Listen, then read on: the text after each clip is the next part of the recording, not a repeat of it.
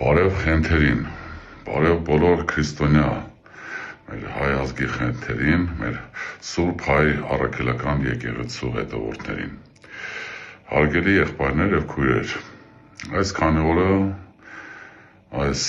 անտանելի սուտասանը եւ փաստորեն իրական դավաճանն է, հայ ազգի դավաճանը ուզում է ձերբակալել կաթողիկոսին, հետո որ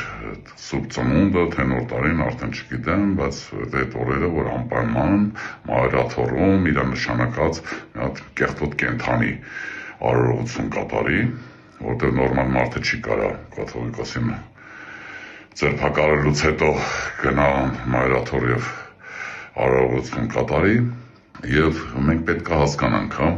որ ելի եմ կրկնում, որ այս մարդը մեզ պարակտում է, մեզ նսեմացնում է, փորձում է ամեն դեպքում, չի կարողանա հայ ազգին ոչ մեկ նսեմացնի, չի ստացվելու, ոչ մեկի մոտ չի ստացվելու, բայց այդ փորձերը ինքը կատարելու, անվերջ է կատարելու,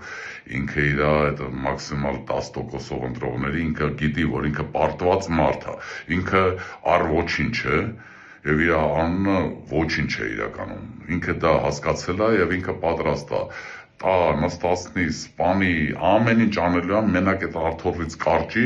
որտեղ փախնելու տեղ էլ չունի ինքը, այնքան հանցագործություն է կատարել, սահմանադրությունը խախտել, օրենքը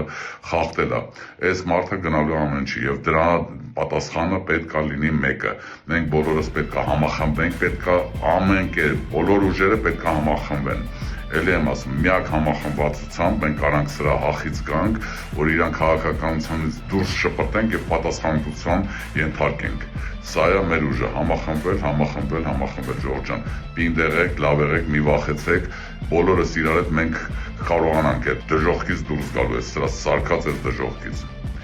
Լավ եղեք, խենթեր։